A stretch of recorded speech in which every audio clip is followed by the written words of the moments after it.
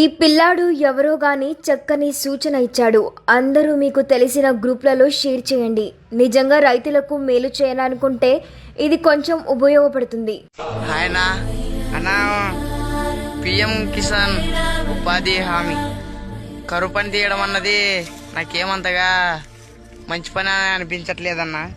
అన్న పొద్దునెళ్ళి మధ్యాహ్నం వరకు చేస్తున్నారు కదన్నా, ఆడేం పని ఉండదన్న కరువు పని. సెలక్పార్లు తీసుకొని బోరాలు తీసుకొని రెండు సార్లు మన్నేస్తారు.